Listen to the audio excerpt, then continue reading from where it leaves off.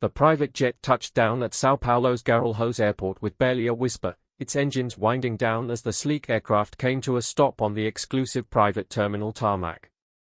Through the small oval window, Ricardo Santos gazed out at the familiar skyline of his homeland, a mixture of emotions churning in his chest like storm clouds gathering before rain.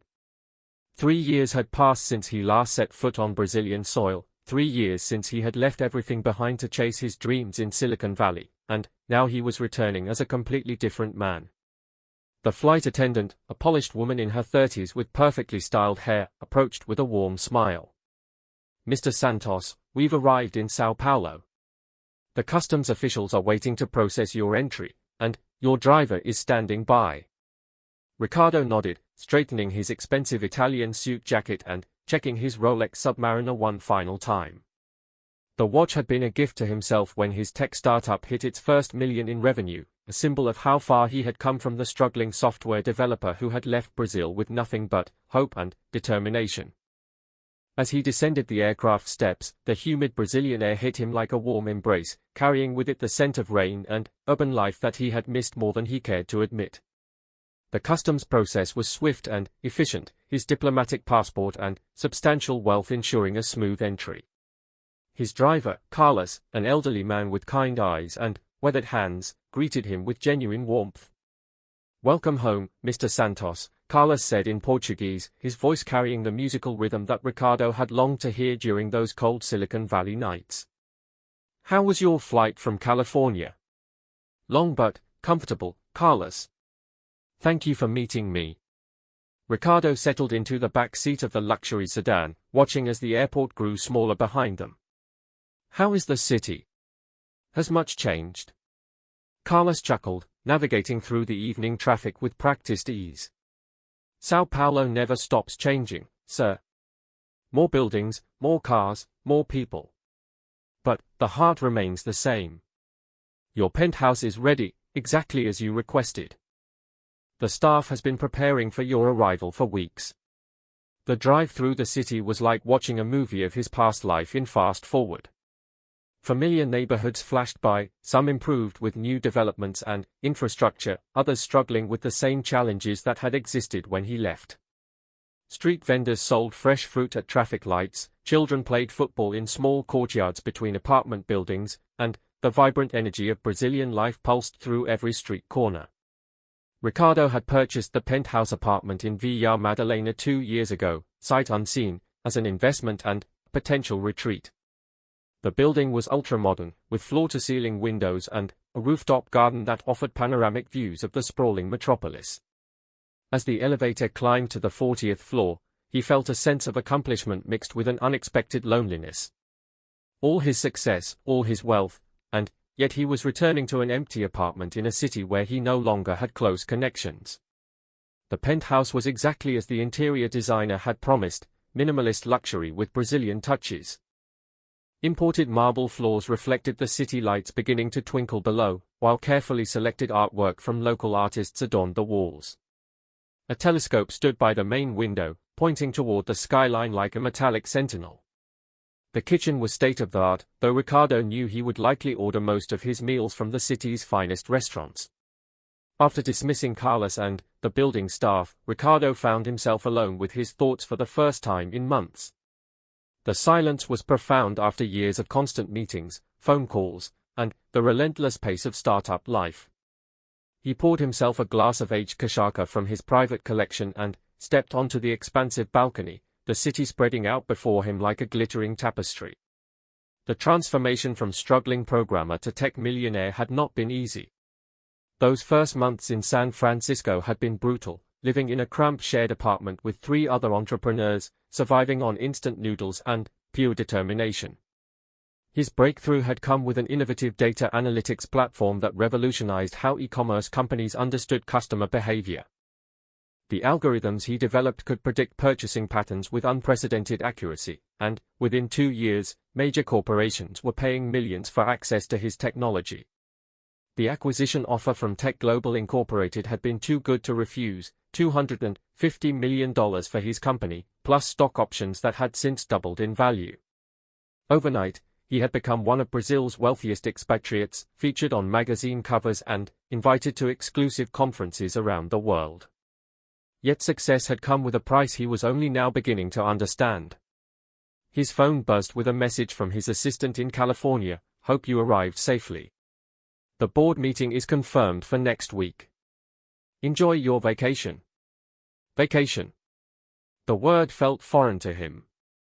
When was the last time he had truly relaxed without thinking about quarterly reports, market projections, or the next big opportunity? As he sipped his drink, memories began flowing back like a river finding its course.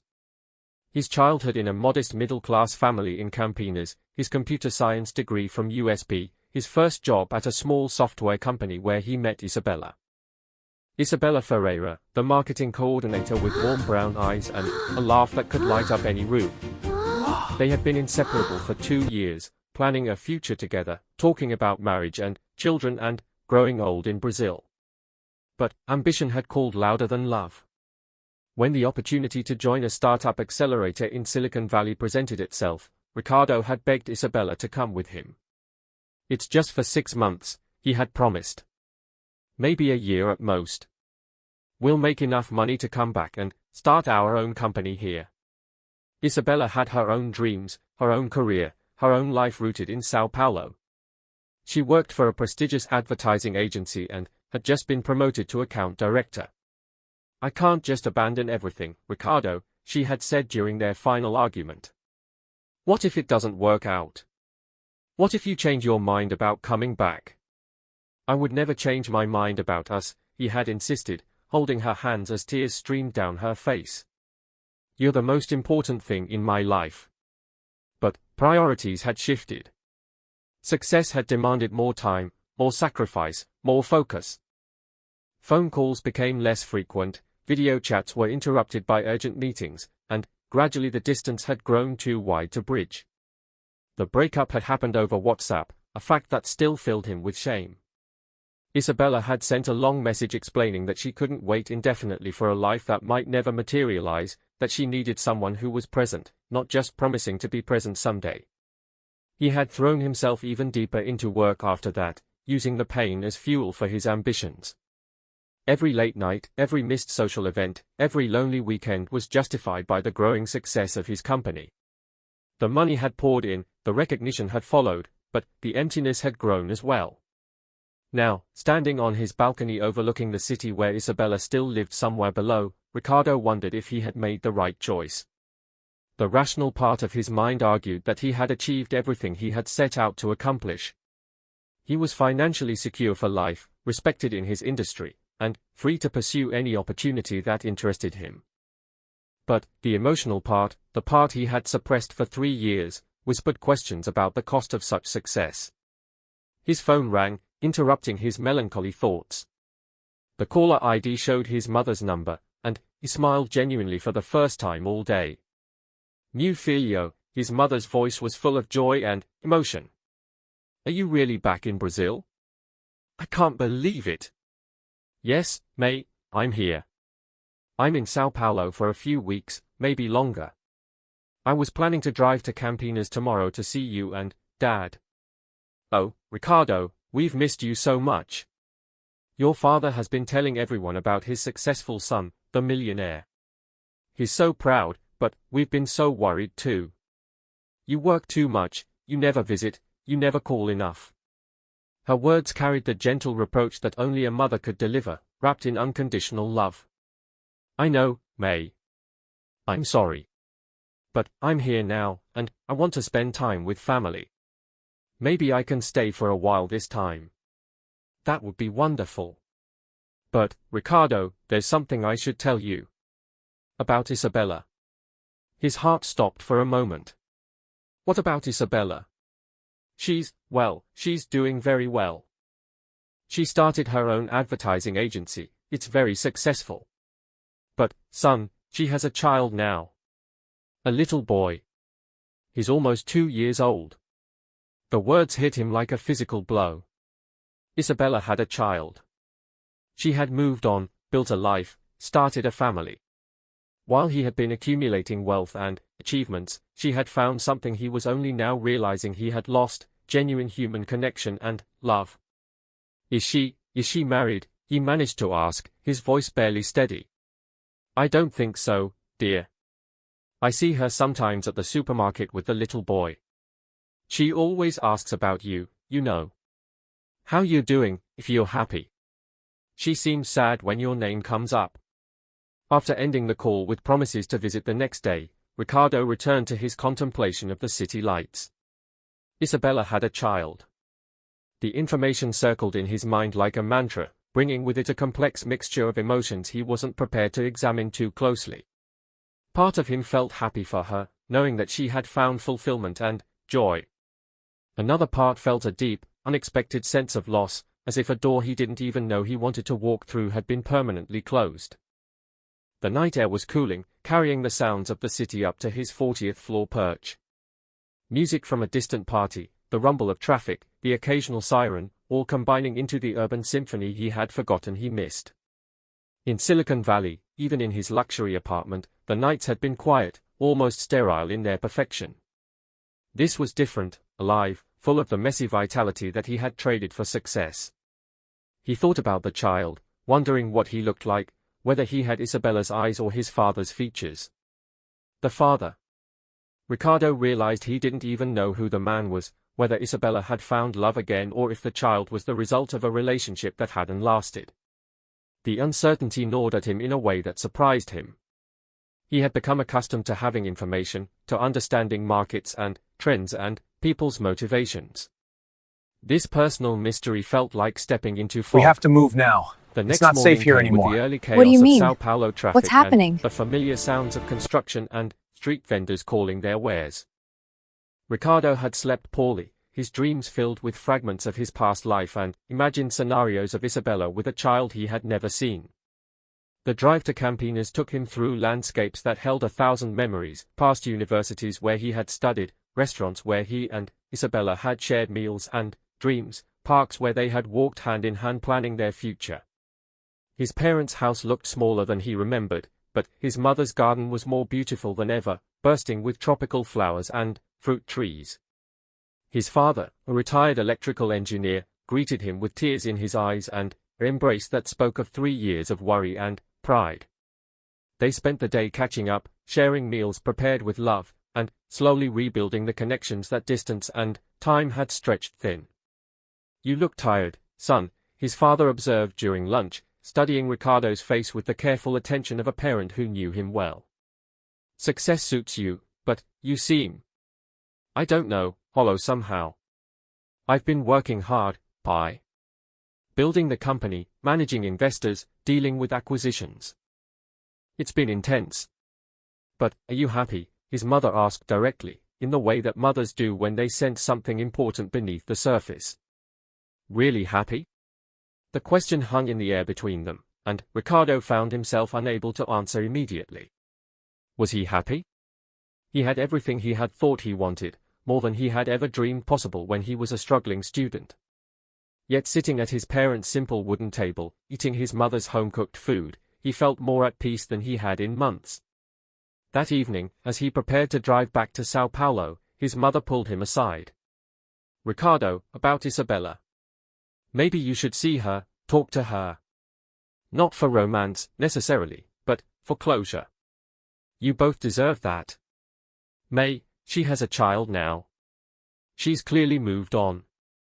I don't want to complicate her life. Sometimes moving on means facing the past, not running from it. You've been running for 3 years, meu filho. Maybe it's time to stop." The drive back to Sao Paulo was contemplative, his mother's words echoing in his mind as the city lights grew brighter on the horizon. His penthouse felt even emptier than before, the luxury appointments unable to fill the emotional void that the day had revealed. He stood again on his balcony, looking out over the sprawling metropolis, wondering where Isabella was at that moment, what she was doing, whether she ever thought about what might have been. His phone contained her number still, saved from years ago and never deleted despite multiple upgrades and new devices. The contact information was like a portal to a past life, a connection to the person he used to be before success had changed him. His finger hovered over the call button several times throughout the evening, but each time he pulled back, unsure of what he would say, unsure of his motivations, unsure of the wisdom of reopening old wounds. The city below continued its endless dance of lights and movement, millions of people living their lives, pursuing their dreams, making mistakes, finding love, raising children.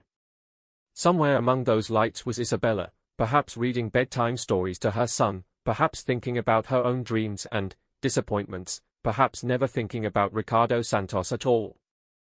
The morning sun filtered through the floor-to-ceiling windows of Ricardo's penthouse, casting long shadows across the polished marble floors. He had been awake since dawn, pacing the length of his spacious living room like a caged animal, his mind churning with possibilities and doubts. The decision to find Isabella felt both necessary and terrifying, a step toward confronting the emotional wreckage he had left behind in his relentless pursuit of success. He dressed carefully, choosing casual clothes that wouldn't announce his newfound wealth too obviously. A simple white linen shirt, dark jeans, and leather loafers that cost more than most people's monthly salary but looked understated.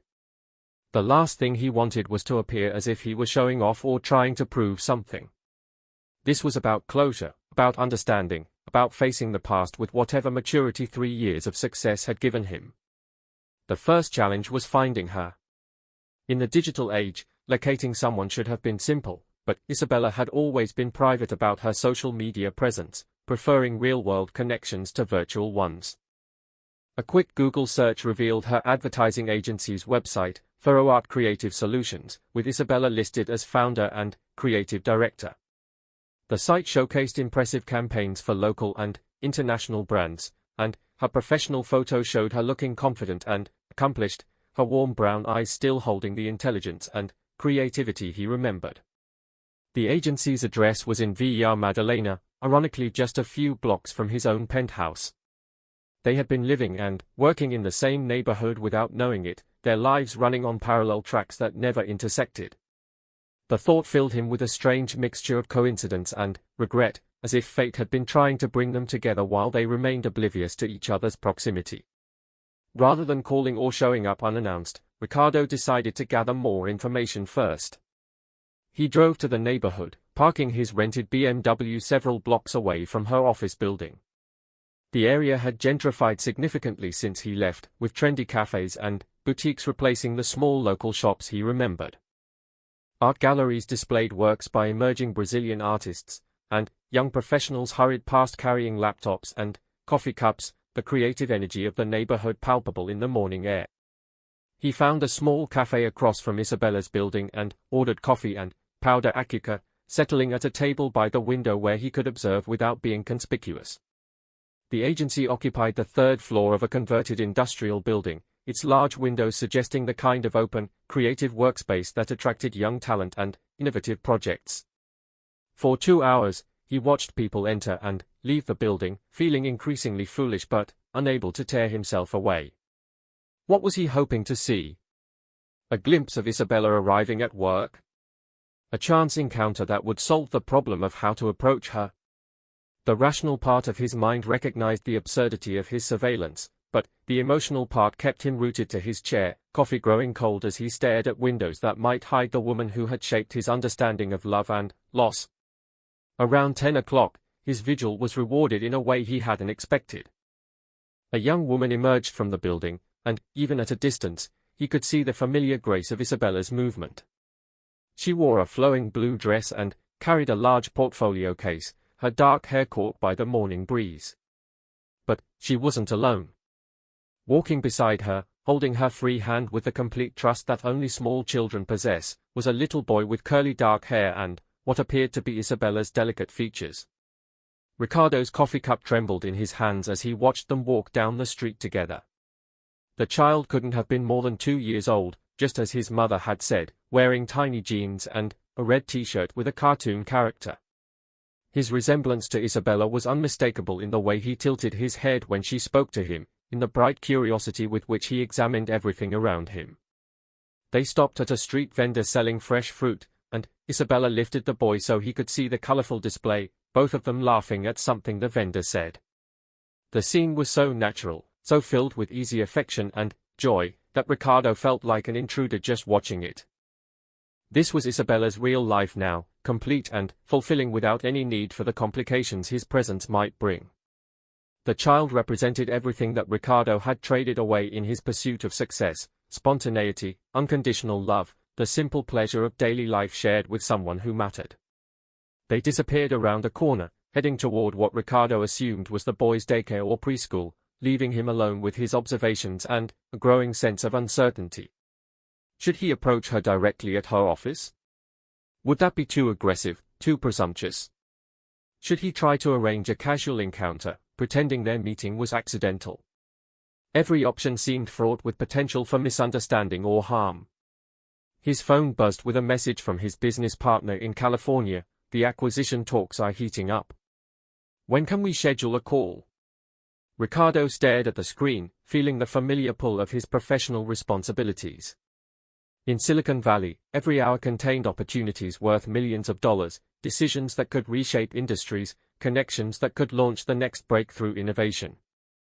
Here in Sao Paulo, he was sitting in a cafe, wrestling with personal emotions that had no measurable value in any market.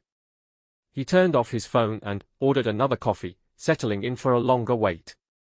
If Isabella followed a regular schedule, she might return to the office after dropping off her son. This time, he would approach her directly, honestly, without pretense or games. Whatever happened would happen, but at least he would have tried to bridge the gap that 3 years and vastly different life choices had created between them. The morning passed slowly, the cafe gradually filling with local residents and workers on their breaks. Ricardo found himself eavesdropping on conversations in Portuguese, reacquainting himself with the rhythms and expressions of his native language.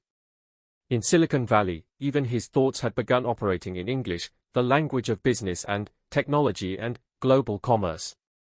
Being immersed in Portuguese again felt like putting on comfortable old clothes, familiar and warming in unexpected ways. Around noon, Isabella returned, walking more quickly this time, her portfolio case suggesting she was heading to a client meeting. She passed directly in front of the cafe windows, close enough that Ricardo could have called out her name if he had found the courage. Instead, he watched her enter her building, then sat frozen for another 10 minutes, debating his next move. The elevator in her building was old-fashioned, with ornate brass fixtures and a gate that required manual operation. Ricardo rode to the 3rd floor feeling like he was traveling backward in time as well as upward in space.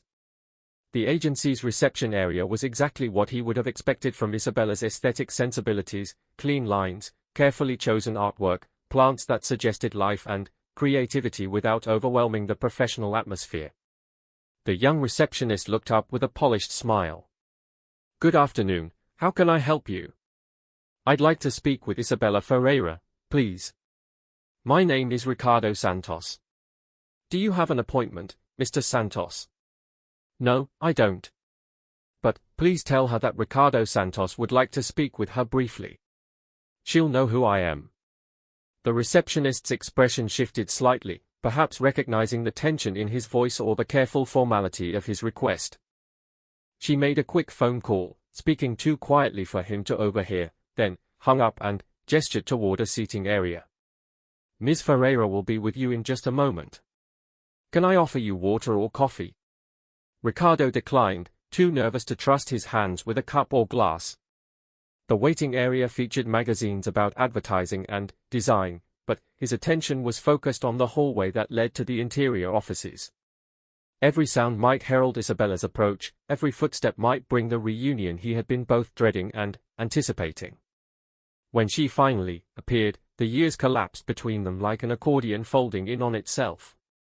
She was exactly as beautiful as he remembered, perhaps more so with the added confidence that professional success had given her. Her brown eyes were serious as they met his, and her smile was polite but guarded, the expression of a woman who had learned to protect herself from emotional ambush. "Ricardo," she said simply, extending her hand for a formal shake rather than the embrace they might have shared in the past. What a surprise! Her hand was warm and familiar, the same elegant fingers that had once traced patterns on his chest during lazy Sunday mornings, now adorned with silver rings he didn't recognize. She wore no wedding band, he noticed, though that didn't necessarily mean anything in modern relationships. Isabella, thank you for seeing me. I know this is unexpected. I should have called first. It's fine. Come, let's talk in my office. She led him down a hallway lined with awards and framed advertisements, evidence of her agency's success and creativity. Her office was corner space with large windows overlooking the street where he had conducted his morning surveillance. The irony wasn't lost on him as he realized she could probably have seen him sitting in the cafe if she had looked down at the right moment. Her desk was organized chaos, with project folders, design samples, and photographs arranged in patterns that suggested an active, engaged mind. One photograph caught his attention immediately, Isabella with her son, both of them laughing at something outside the camera's view. The boy was even more beautiful up close, his features a perfect blend of childhood innocence and his mother's distinctive bone structure. "He's beautiful," Ricardo said, nodding toward the photograph. Isabella's expression softened slightly. "Thank you. His name is Miguel. He's the light of my life." "Miguel," Ricardo repeated, testing the name. "How old is he now?" "He'll be 2 next month. He's very energetic, very curious about everything. Like his mother, according to everyone who knew me as a child." The reference to her childhood brought back memories of stories she had told him about her own upbringing, her close relationship with her grandmother, her love of art and storytelling. It was strange to think that she was now the parent, creating memories and traditions for her own child. "Isabella, I want to explain why I'm here. I know it's been 3 years since we spoke, and I know you have a life now that doesn't include me. I'm not here to disrupt that or make any demands. I needed to see you. To apologize for how things ended between us." She studied his face carefully, as if trying to read his intentions in his expression. "You're different," she said finally. "Older, obviously, but there's something else. You look successful but tired." "Are you tired, Ricardo?" The question caught him off guard with its directness and insight. "Yes," he admitted. "I think I am tired. I've accomplished everything I thought I wanted, but somewhere along the way I lost track of why I wanted it." Isabella leaned back in her chair, her professional demeanor giving way to something more personal. "I read about you, you know. Your company, the acquisition, your success in Silicon Valley.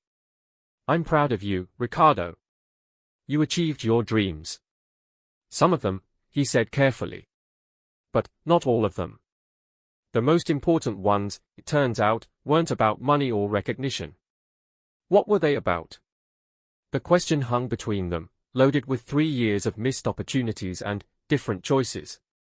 Ricardo looked out the window at the street below, where life continued its normal pace, people pursuing their own dreams and making their own mistakes. "Connection," he said finally. "Love. Building something meaningful with another person. I thought I could have both the career and the relationship, but I was wrong about the priorities. I chose the career first, always, and by the time I realized what that meant, it was too late." Isabella was quiet for a long moment, and, when she spoke, her voice carried a sadness that echoed his own. "It wasn't just your choice, Ricardo. I made decisions too. I chose to stay in Brazil, to build my own career, to create a life that didn't depend on waiting for someone else's dreams to include me. I understand that now.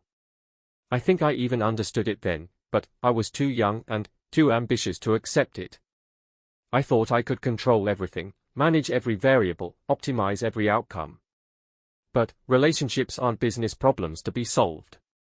No, they are not." Isabella glanced at the photograph of Miguel, and her expression shifted to something warmer, more protective. "When Miguel's father left, I learned that lesson very clearly. Some things can't be optimized or controlled. Sometimes love isn't enough, and sometimes timing matters more than feelings." Ricardo felt a strange relief at her mention of Miguel's father leaving. Not because he took pleasure in her difficulties, but because it suggested that her current life might not be as perfect as it had appeared from his distant observation. "I'm sorry that happened to you. You deserve better than someone who would abandon you and his child." "Thank you, but I'm not looking for pity. Miguel and I are doing fine.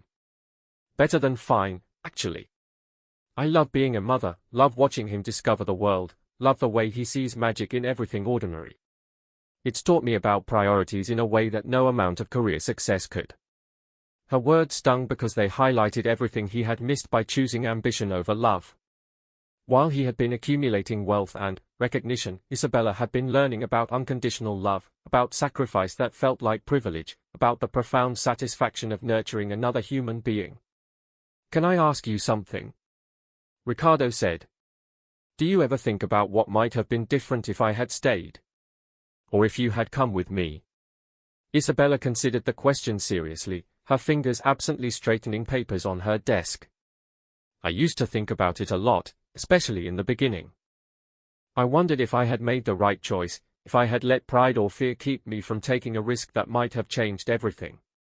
But, honestly, Ricardo, I don't think it would have worked."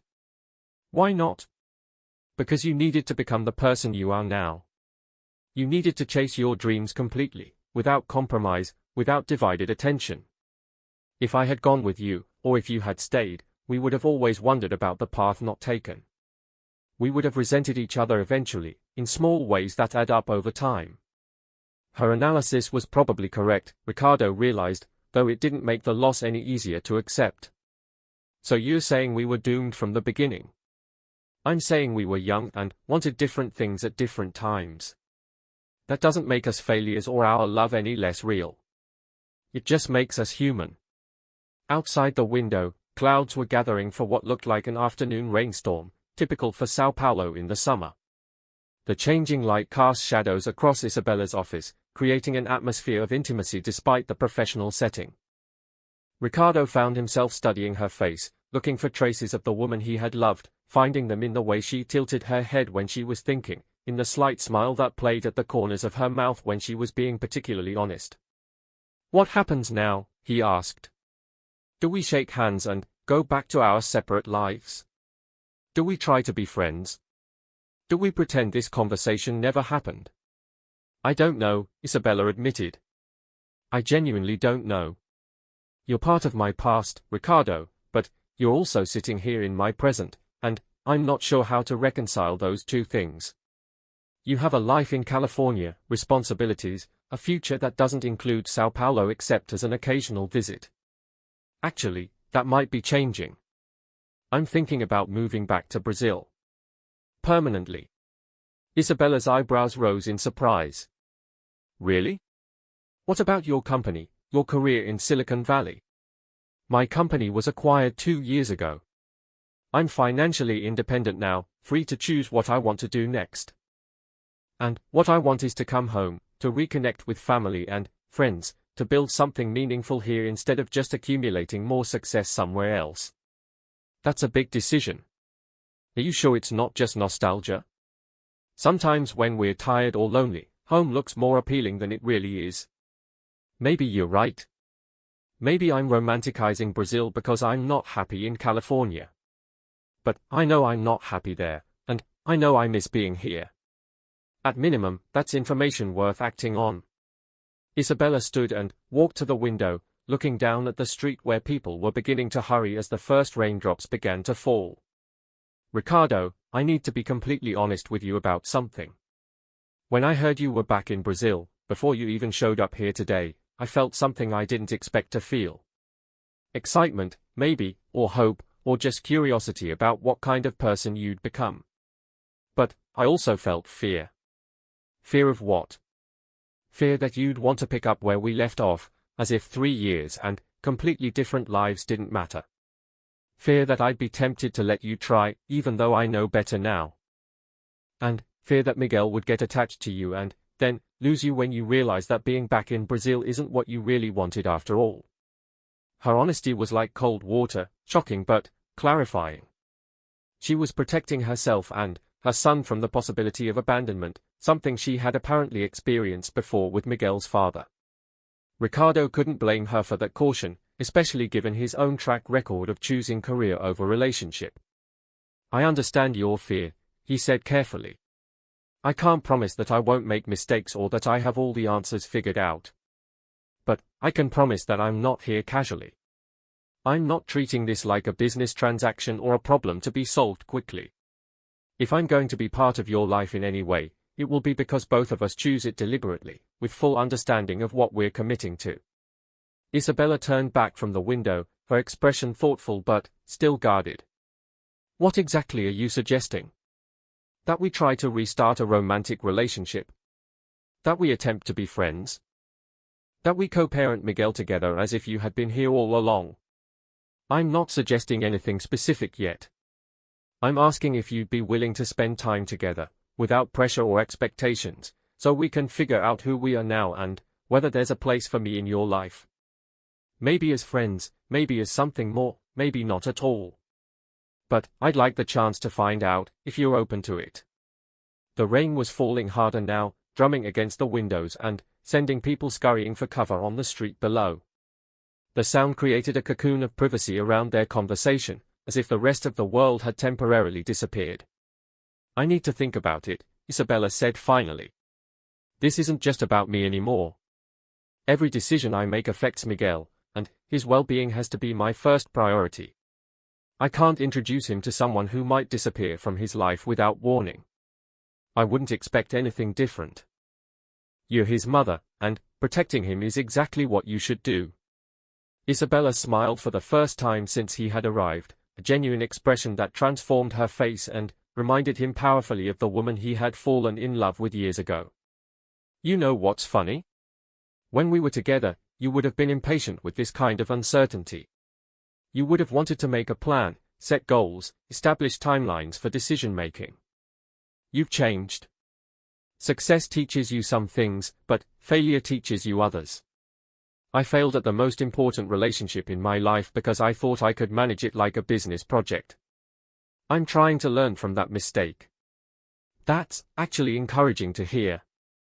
Isabella glanced at her watch and sighed.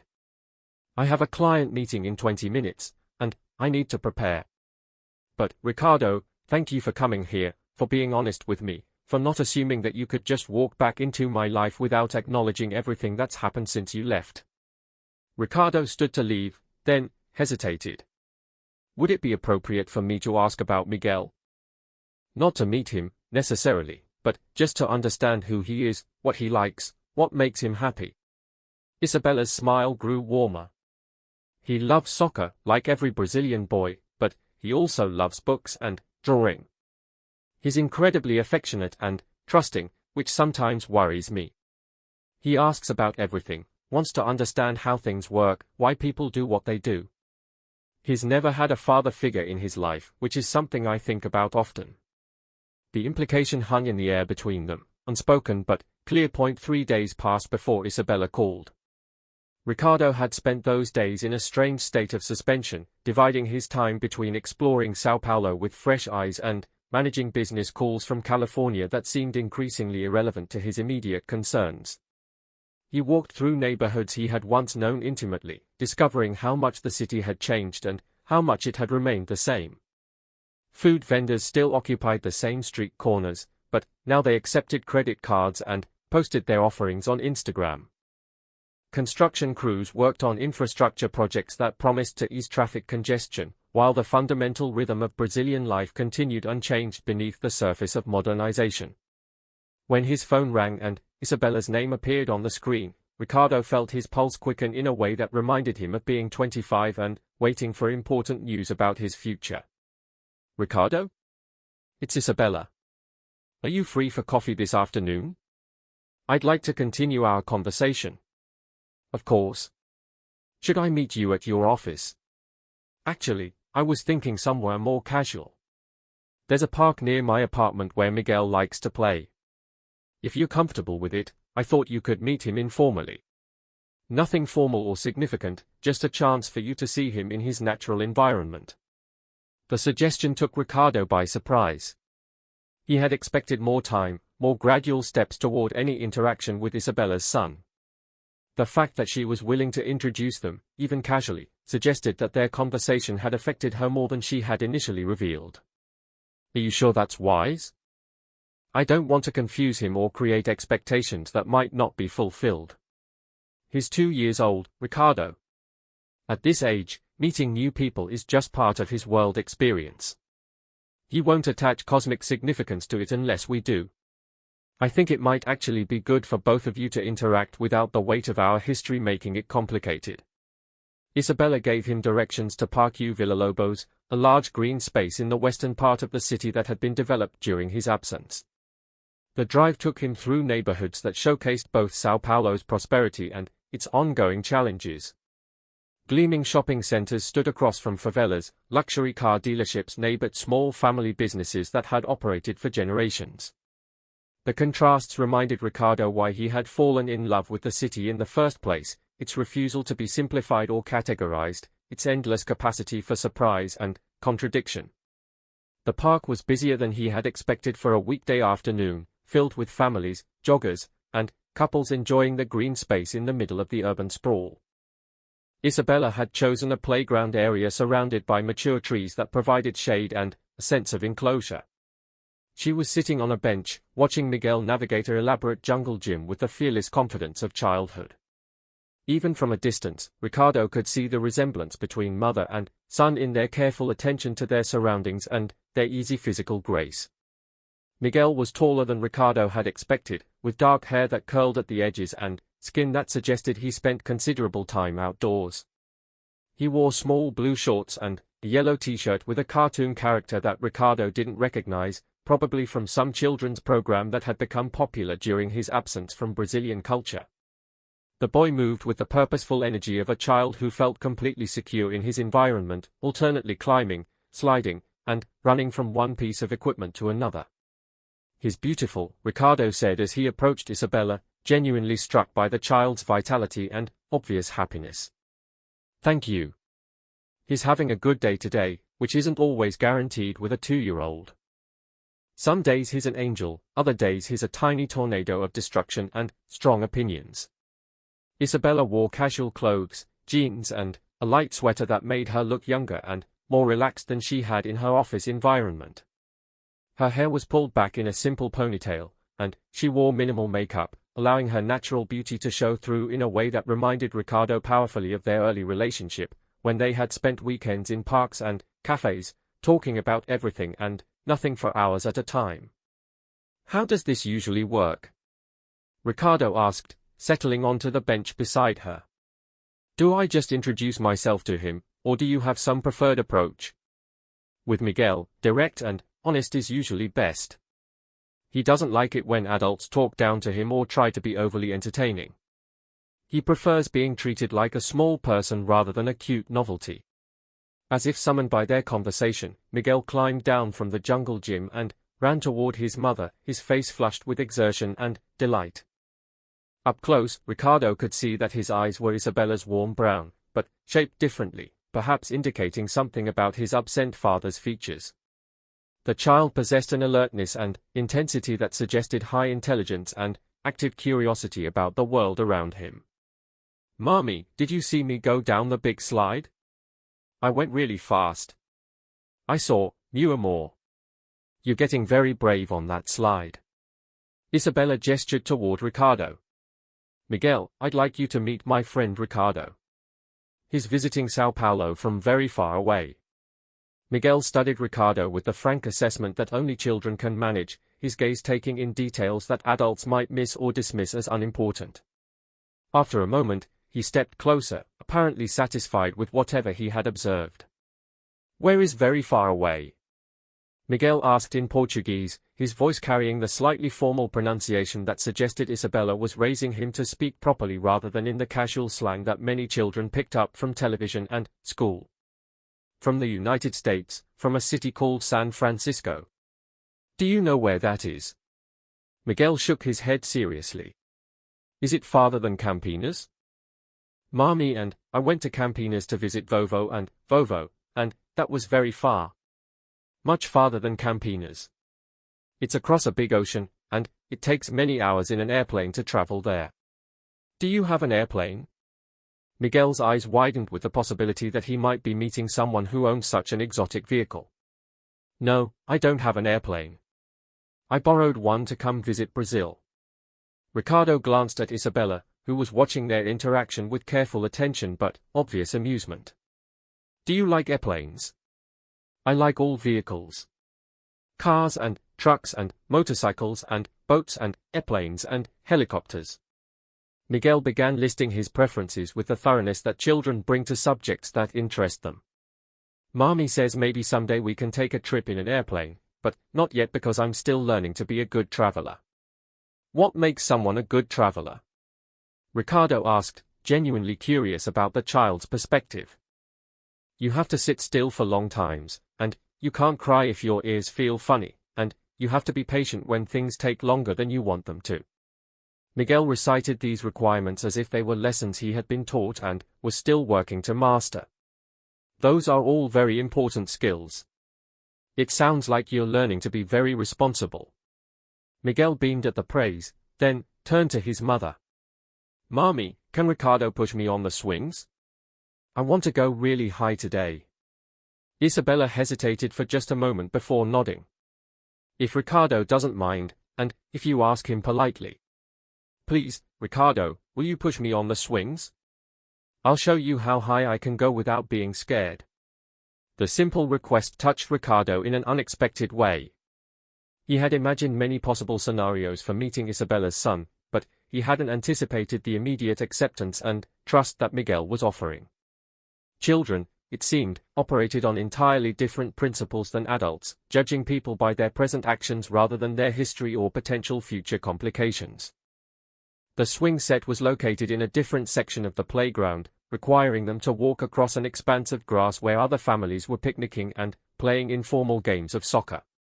Miguel chattered continuously as they walked, pointing out interesting trees, questioning the purpose of various park facilities, and providing commentary on the activities of other children. His obvious comfort with both Ricardo and the environment suggested a secure attachment to his mother and confidence in his own ability to navigate new situations. I like the red swings best because they go highest, Miguel explained as he climbed onto his preferred seat. But you have to be careful not to push too hard at first because then it gets scary instead of fun.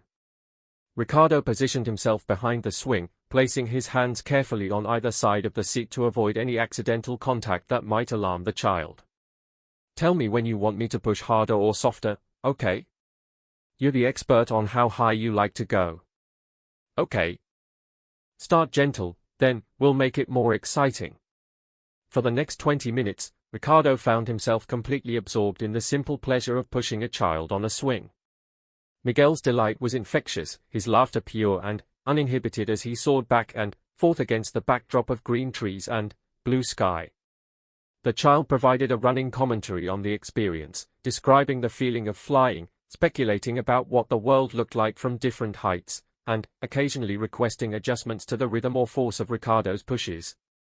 Higher, Ricardo. I want to touch the clouds. I don't think the swing can go that high, Miguel. But let's see how close we can get.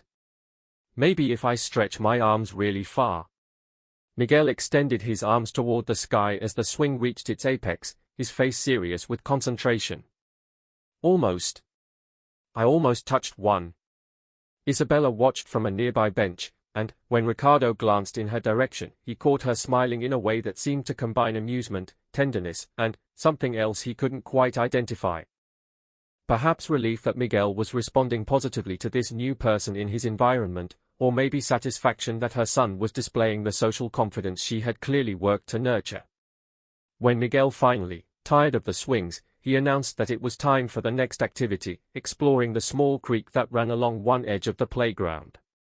The water was shallow and clean, designed more for aesthetics than recreation, but it contained minnows and water beetles that fascinated the 2-year-old. Look, Ricardo! Fish! Tiny ones! Miguel crouched at the water's edge, pointing excitedly at the small silvery shapes darting between submerged stones. I see them. Do you know what kind they are? Mommy says they're called piixinhos, which just means little fish, but I think they should have more important names because they are very busy and they work very hard swimming all day. Ricardo found himself charmed by Miguel's logic and his tendency to attribute purpose and dignity to everything he observed. What names would you give them? Miguel considered this seriously, studying the minnows with scientific attention. That one should be called captain because he's leading all the others. And that one should be explorer because he keeps going to new places. And that one. He paused, searching for the right designation. That one should be friend because he stays close to the others and makes sure no one gets lost. Those are perfect names. Much better than just calling them little fish. I'm good at names, Miguel said with the matter-of-fact confidence of childhood. Mommy says I named my stuffed elephant Eduardo because he looked wise, and everyone says that was a very good choice. They spent another 15 minutes by the creek, with Miguel providing detailed observations about the aquatic life and requesting Ricardo's opinions on various theories about fish behavior. The child's curiosity seemed boundless, his questions ranging from the practical to the philosophical, often within the same conversation. Ricardo, do fish sleep? And if they sleep, do they dream? And if they dream, what do they dream about? Those are very interesting questions, Miguel. I don't know the answers to all of them, but I think fish might dream about swimming in bigger waters, or finding the best food, or playing with their friends. That makes sense. I dream about playing sometimes, and about flying, and about having a pet dinosaur that's very friendly and doesn't eat people. The casual mention of dreaming about flying reminded Ricardo of his own childhood aspirations, the way young imaginations could transform ordinary limitations into extraordinary possibilities. Talking with Miguel felt like rediscovering a perspective on life that success and adult responsibilities had gradually obscured. When Isabella finally approached to announce that it was time to leave, Miguel protested with the single-minded determination that two-year-olds bring to resisting transitions. But I haven't shown Ricardo the ducks yet. And I haven't finished explaining about the fish names. We can see the ducks another time, you and more. Ricardo might be busy today, and you need to eat lunch and take your nap. Miguel looked directly at Ricardo with hopeful eyes. Are you busy today? Can you come see the ducks with us another time? The question was simple, but Ricardo felt the weight of everything it implied. Isabella was watching him carefully, perhaps wondering whether he would make casual promises to a child that he might not keep, or whether he understood the responsibility that came with entering Miguel's world even peripherally. I'd like to see the ducks with you, Miguel. But I need to talk to your mommy first about when that might work for both of us. Is that okay? Yes, that's okay. Adults always have to make plans about everything.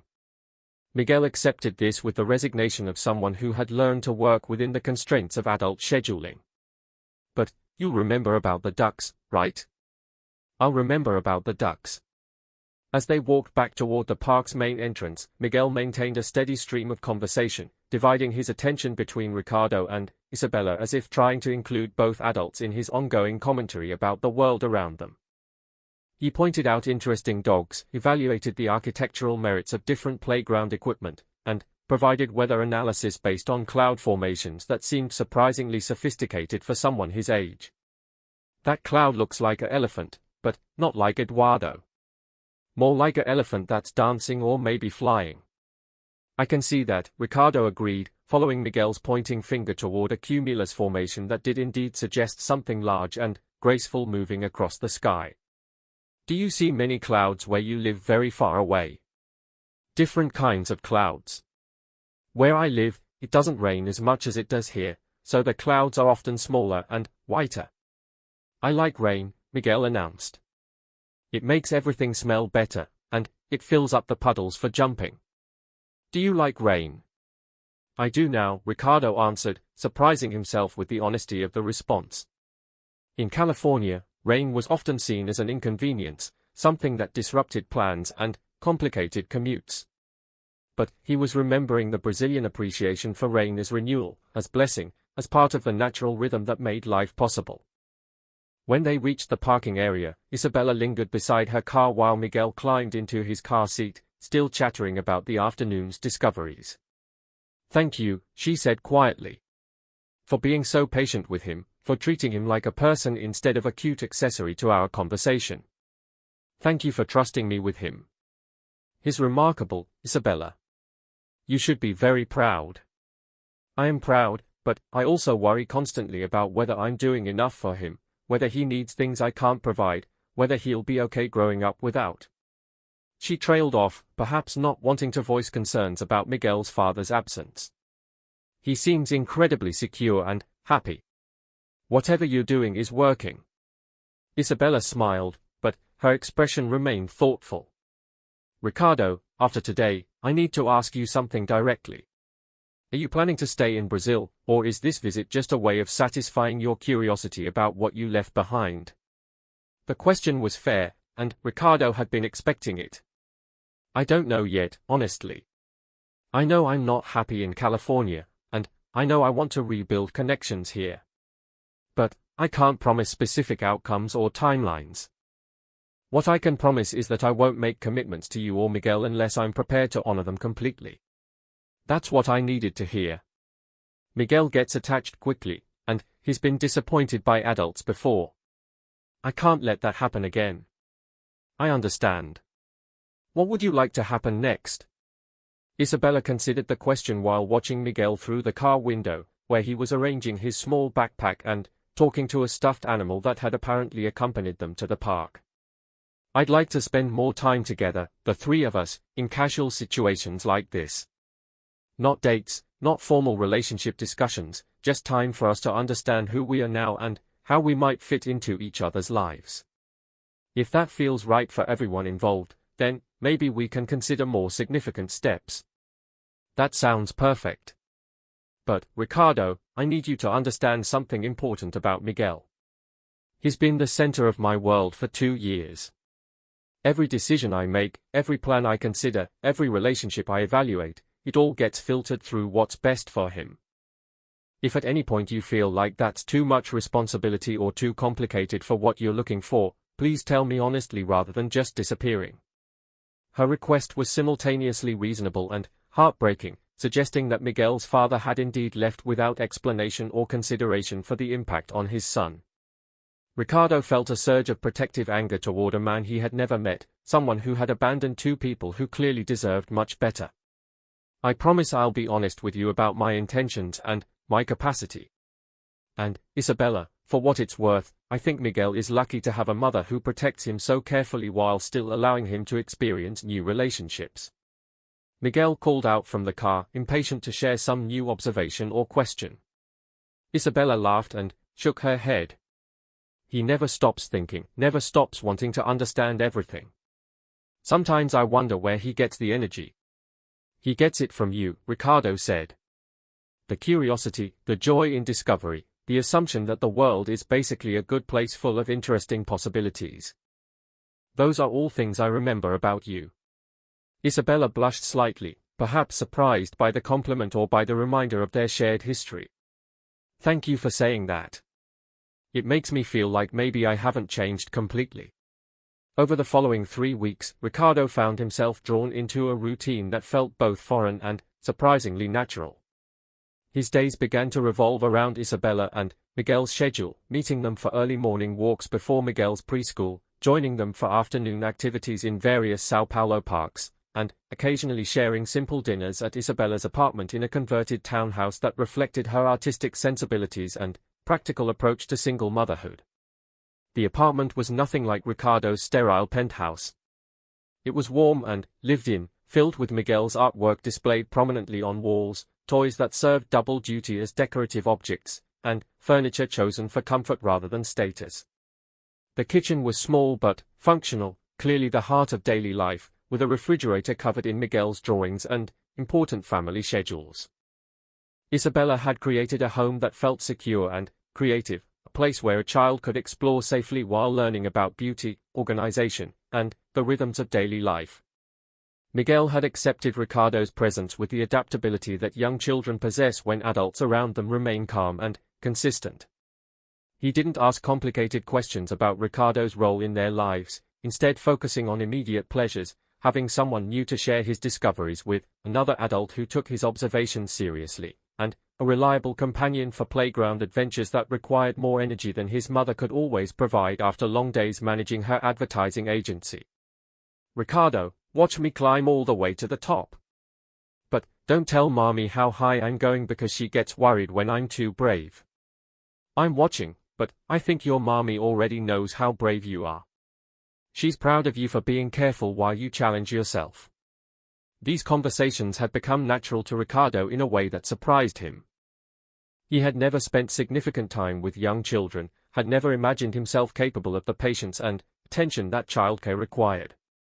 Yet he found Miguel's company genuinely engaging, his questions thought-provoking, his perspective on the world refreshing in its directness and optimism.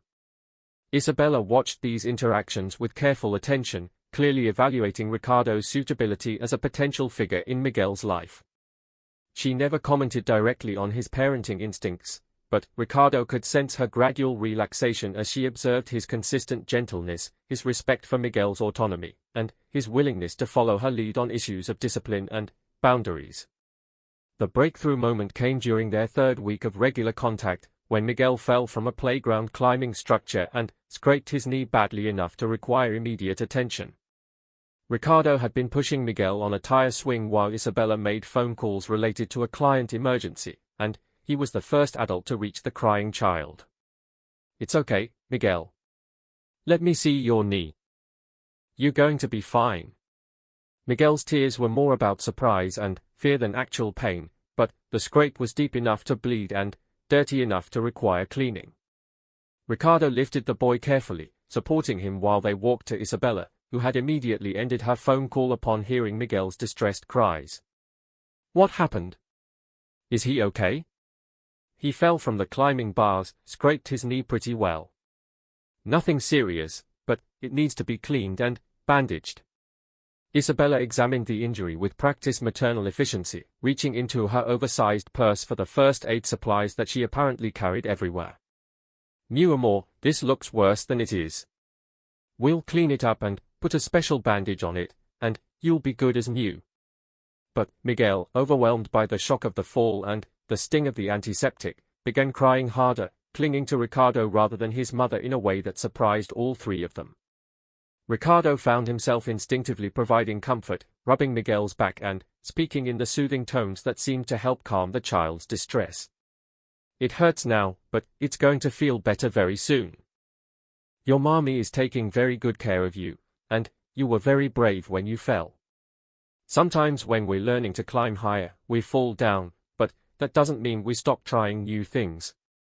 Miguel gradually stopped crying, allowing Isabella to clean and bandage the wound while he remained in Ricardo's arms. The incident was minor, but Ricardo recognized its significance in the ongoing evaluation of his role in their lives. He had responded instinctively to Miguel's need for comfort, and the child had instinctively sought that comfort from him. Isabella had witnessed both responses without interference or concern. "Thank you," she said quietly as they walked back to the car, Miguel now proudly displaying his bandaged knee and recounting the adventure for anyone who would listen. For helping him, for knowing what to say, for not panicking or making it worse. "He's easy to comfort," Ricardo replied. "He trusts that the adults around him will help him when he needs it. That's a reflection of how secure you've made him feel in the world." That evening, Isabella invited Ricardo to stay for dinner rather than their usual arrangement of meeting only in public spaces. The apartment felt different in the evening light, more intimate and personal, filled with the domestic rhythms of bath time, story reading, and bedtime routines that Ricardo had never experienced firsthand.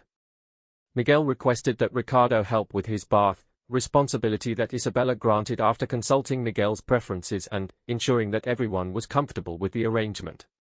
The bathroom was child-friendly and warm, filled with floating toys and gentle bath products that turned the necessary hygiene routine into an opportunity for play and bonding. "Ricardo, can you make the boats race while I wash my hair?" "Of course." "Which boat do you think is fastest?" "The red one, because red things are always the fastest. But sometimes I let the blue one win because everyone should win sometimes." Ricardo found himself moved by Miguel's casual generosity, his assumption that fairness and kindness were natural parts of any game or competition. The child's ethical intuition seemed remarkably sophisticated for someone who hadn't yet learned to tie his shoes or read simple words. After Miguel was clean and dressed in pajamas decorated with cartoon dinosaurs, the bedtime routine continued with story reading in his bedroom. The space was carefully designed to be both stimulating and calming, with shelves of books, educational toys, and artwork that Isabella had clearly chosen to encourage imagination while maintaining the peaceful atmosphere necessary for sleep. "Tonight I want the story about the little elephant who learns to be brave," Miguel announced, settling between Isabella and Ricardo on his small bed. "But Ricardo should read it because he has a good voice for elephant stories." Isabella handed Ricardo the book with a smile that suggested this request pleased her as much as it did Miguel. The story was simple but well written, about a young elephant who overcomes his fear of water by helping a friend in need. Ricardo found himself using different voices for the characters, making the narrative more engaging for Miguel, who listened with rapt attention and occasionally offered commentary on the plot developments. "That elephant is being very smart," Miguel observed when the protagonist devised a creative solution to his problem. "Sometimes being scared is okay if you don't let it stop you from helping people." After the story, Miguel asked for song, a request that initially concerned Ricardo since he had no experience with children's lullabies. But Isabella suggested a simple Brazilian folk song that she began, allowing Ricardo to follow along as they created a gentle harmony that seemed to soothe Miguel toward sleep. "Obrigado, Mami." "Obrigado, Ricardo," Miguel murmured as his eyes grew heavy. "Tomorrow can we go see the ducks like you promised?" "Tomorrow is Saturday," Isabella said softly. "If Ricardo is available, and if you're a good listener at breakfast time, we can definitely visit the ducks." After Miguel fell asleep, Ricardo and Isabella sat in her living room with coffee, processing the evening's events and the increasing complexity of their evolving relationship. The apartment was quiet except for the distant sounds of São Paulo evening traffic and the occasional rustle from Miguel's room as he settled deeper into sleep. "He's gotten very attached to you," Isabella observed, curling her legs beneath her on the sofa. "Faster than I expected, and more completely than I thought was wise." "Is that a problem?" "I don't know yet. It's wonderful to see him so happy and engaged with another adult, especially a man who treats him with respect and genuine affection. But it also makes me realize how much he's been missing that kind of relationship, and how devastating it would be for him if you decided to leave." Ricardo set down his coffee cup and turned to face her directly. "Isabella, I need to tell you something important. I've made a decision about staying in Brazil, but I want to be completely clear about my motivations and my intentions." She tensed slightly, perhaps preparing for disappointment or complications. "What kind of decision?" "I'm going to relocate permanently. I've already started the legal process to establish residency, and I'm planning to start a new company here, focusing on technology solutions for Brazilian businesses. This isn't about you and Miguel, at least not entirely. It's about recognizing that I'm not happy with the life I built in California, and that I want to contribute to my home country's development rather than just accumulating more personal wealth." Isabella studied his face carefully, looking for signs of uncertainty or manipulation. "Are you sure this isn't just a reaction to seeing us again? Because that would be a terrible foundation for such a major life change. Seeing you again, meeting Miguel, it's clarified my thinking and made me more certain that I want to build a life here. But the dissatisfaction with California had been growing for months before I came back to Brazil. I was successful but not fulfilled, wealthy but not happy, respected but not connected to anything meaningful. What does this mean for us? For the three of us?" Ricardo chose his words carefully, knowing that his answer would shape everything that followed. "It means I'm here permanently, whether or not we decide to pursue a romantic relationship. It means Miguel can count on my friendship and support without worrying that I'll disappear from his life suddenly. And it means you can make decisions about our relationship based on what feels right for you and him, not on fears about abandonment or geographical complications." Isabella was quiet for a long time, processing the implications of his decision. Outside the window, São Paulo continued its nightly rhythm of traffic and music and urban life, the city that had brought them together years ago and was now offering them a second chance at understanding each other. "Ricardo, I need to be honest about something too. I've been falling in love with you again, but this time it's different. It's not just about romantic attraction or nostalgia for what we used to have. It's about watching you with Miguel, seeing how naturally you've adapted to the responsibilities of being around a child, how much joy you take in his company and how much he's come to trust you. Her admission surprised Ricardo with its directness and its complexity. How is that different from what we had before? Before, I loved the man you were, but I couldn't see clearly who you might become. I was young and focused on my own dreams, my own needs, my own fears about being left behind if you succeeded. Now I love who you've become, but, more importantly, I can see who you are when you're with Miguel, how you respond to responsibility and trust and unconditional affection from a child. And what do you see? I see a man who's learned to put other people's needs before his own ambitions. I see someone who understands that love requires presence, not just promises. I see the kind of partner I want and the kind of father figure Miguel deserves. The word father hung in the air between them, loaded with implications that neither had spoken directly until this moment. Ricardo felt a surge of emotions that he couldn't quite categorize: joy, terror, pride, uncertainty, and, underneath it all, a deep sense of rightness that surprised him with its clarity. Isabella, you saying you want me to be Miguel's father? Because that's not a role I would take lightly or temporarily. I'm saying that Miguel is already starting to see you that way, whether we label it or not. And I'm saying that if you want that role, if you're prepared to commit to it completely, then I want to explore what a real relationship between us might look like. Ricardo stood and walked to the window, looking out at the city lights that represented millions of people making their own decisions about love and family and the risks of trusting other people with their most precious vulnerabilities. The penthouse he owned across town felt like someone else's life now, a symbol of success that had lost its meaning in the face of more fundamental questions about purpose and connection. There's something I haven't told you about Miguel's biological father, Isabella said quietly. Something you should know if you're considering taking on the role of his dad. Ricardo returned to the sofa, sensing that whatever Isabella was about to share would be difficult for her to say and important for him to understand. His name was Carlos, and he was a musician, very talented and charming and completely unprepared for the responsibility of a family. When I got pregnant, he was excited at first, talking about how we would raise our child to be artistic and free-spirited and unconventional.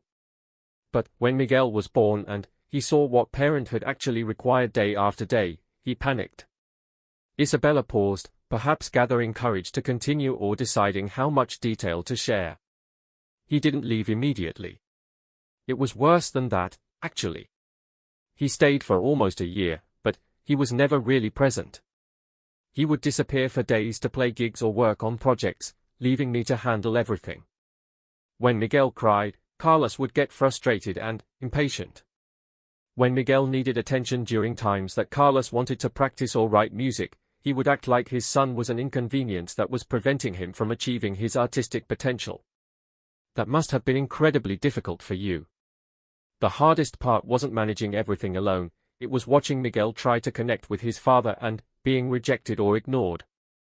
Even as a baby, Miguel could sense the difference between my attention and Carlos's reluctance. I realized that having an absent father in the house was worse for Miguel than having no father at all. What finally happened? Carlos met another musician, a woman who shared his lifestyle and didn't want children. He asked me if he could be free of his responsibilities to Miguel, if we could just pretend their relationship had never happened. He wanted to pursue his music career without the complications of fatherhood.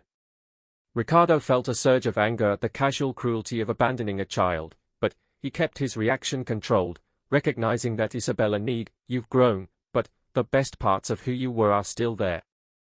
I can see them in Miguel, and I can see them in the way you've built your life here.